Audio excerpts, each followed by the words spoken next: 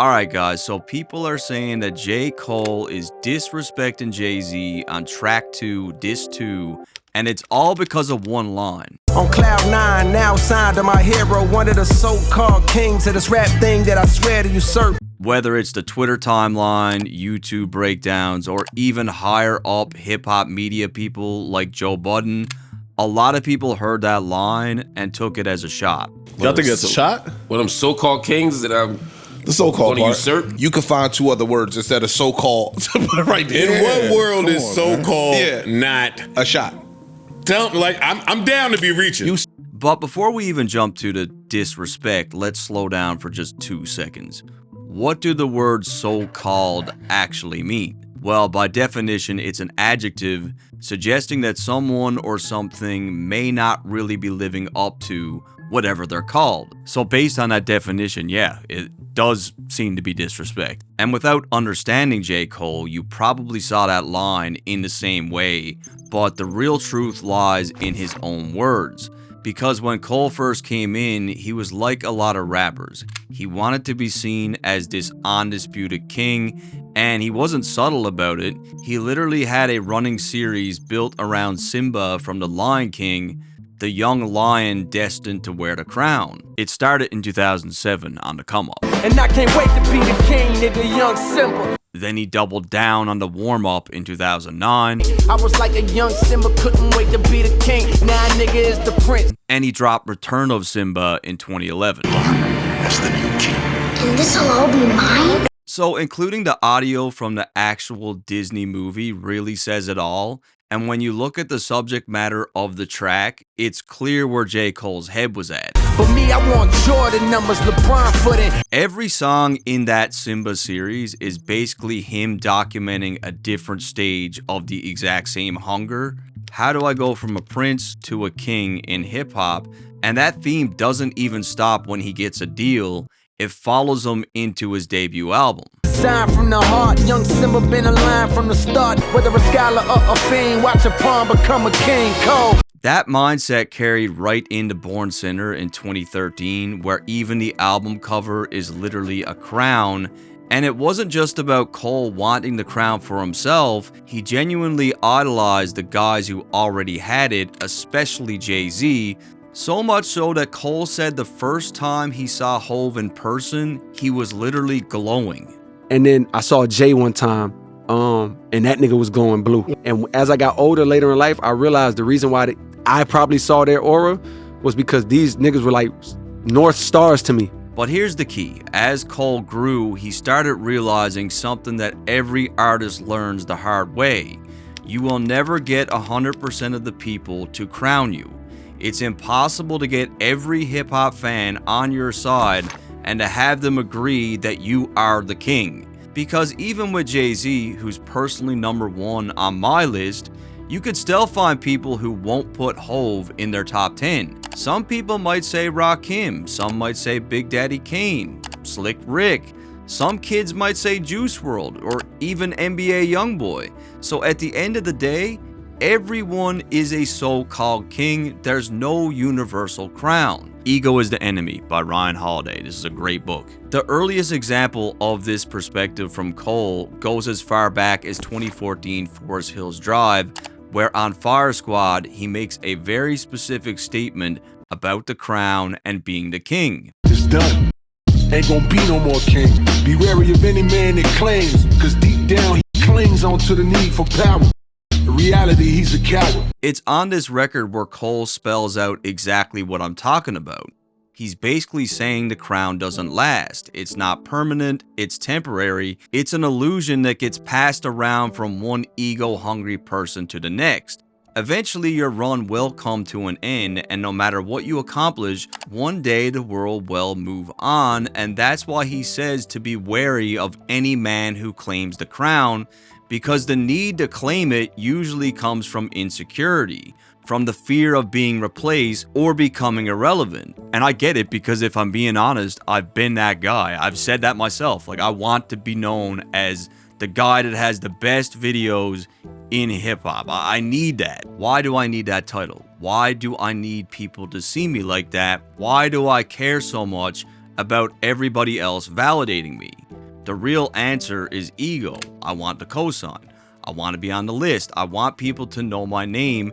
And it's actually deeper than just ego, because in my head, those things make me feel secure.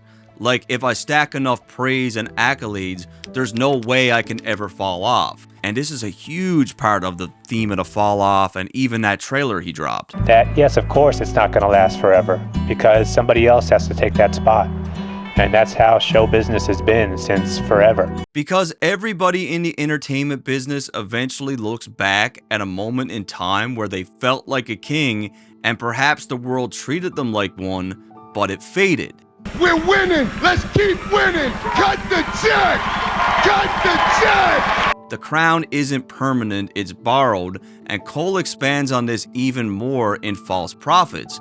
The whole song is basically him telling you, stop idolizing celebrities. Stop putting these guys on pedestals. There was a time when this nigga was my hero, maybe. That's the reason why his fall from grace is hard to take. In verse 1, he's talking about Ye. And the point isn't that Ye fell off from who he was. The point is that the crown is made up of public perception. We build this idea of who someone is, and when they stop being that person, everybody feels betrayed. Ironically enough, Kanye was another artist that Cole described as glowing when he first saw him. We was in a club one time. It was around the time Stronger dropped or some shit. And Kanye walked in. Kanye was glowing, purple. That night, same thing. So you can see the contrast between that moment where he saw Kanye for the first time and he's glowing and, a record like False Prophets. In verse 2, he flips it to Wale and it's the same problem, just in a different form. Cole's basically telling him to stop living for the critics because Wale's trapped in this mental loop where the opinions of strangers starts to feel like a life or death situation.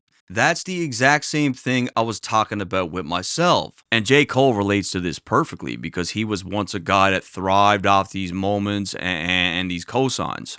But in a sense, I can relate. The need to be great turns into an obsession and keeps a nigga up late. And this is where it gets dangerous because the more you get consumed by trying to impress people, the further you're getting away from doing what you actually love. Do I do it for the love of the music or is there more to me? Do I want these niggas to worship me? False prophets. As you could see at the end of the record, Cole even labels himself as a false prophet, and that same logic applies to Jay-Z and everyone else. When Cole talks about there being no real kings in hip-hop, he's not saying that from a place of bitterness, and he's definitely not saying it because he never wanted to be one. If anything, Cole's story is about what happens when you believe in kings too much or being a king yourself, because it was that chase that nearly destroyed him. It's a song that I actually fuck with and was special, but I just abandoned ship because it's like, yo, what's the point? It's not the hit that I'm looking for right now. These were where the seeds were being planted for rotten trees that would kind of show themselves in the years to come, you know what I mean? We even saw Cole revisit the Simba theme in 2020 on a track called Lion King on Ice, where he's basically looking back at his younger self and calling out the weird things he thought he had to do to look like a king. Young Simba had to bust down, yeah, the Lion King on ice. Niggas wanted me to look the part, had to stop taking advice. Back in the day, wearing jewelry was part of what he felt was a rapper's costume. Even in studio sessions with legends like No ID, Cole was being told that he had to start dressing the part. Remember the clothes, like how a nigga was dressing and shit. He's like, yeah, you got on a t-shirt, and I got on a t-shirt, but he like, my shit got a polo on it. Started to plant little seeds of like overthinking. It's the path and the quest that you need to travel towards trying to become a king or known as a king that becomes problematic. And I feel like this is why Cole apologized during the battle, because even someone like him, a guy who's been warning about ego and crowns for years, still got caught up in the moment where public perception pulled him back into the same trap. I think on the fall off we will see another Simba track because I feel like he needs to close it out, and he's still clearly stuck on this a little bit. A track like Port Antonio is really the most telling piece of music that we got from Cole to date.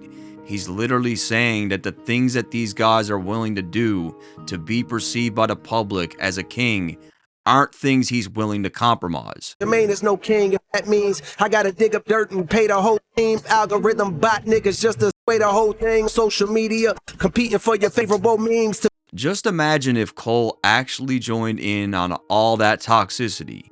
It's literally the polar opposite of the person he's worked so hard to become, and once he saw where the battle was headed, he knew that entertaining it would only be driven by one thing, and that's his ego. Not because it was meaningful, not because it's right, but because the masses wanted it and the pressure to satisfy them was real. And from his perspective, it's all for what? To be handed a crown that's temporary anyways? A crown that doesn't last and eventually it's on the next person's head? Something that's subjective? That's what makes his apology all the more genuine. He literally starts off by saying he knows that people are going to be upset with him, but he goes ahead and does it anyways. And I know this is not what a lot of people want to hear. I know I can hear my niggas up there right now like, nah, don't do that. But I got to keep it 100 with y'all. So no, the Jay-Z line signed by a so-called king isn't disrespect, not when you understand the context, and keep in mind, the record plays in reverse, so that line is like a turning point. That line represents a moment in time where he was once naive to the whole thing, to him actually understanding that there's no real kings in the game. So again, no, it's not a diss, it actually fits perfectly with the theme of what he's been saying for years. By the way, I am still dropping Diss 2 Track 2, the music video review, so stay tuned for that. I'm hoping to get it out in the next couple days. Bitch, I'm about to blow up. Say what? Bitch, I'm about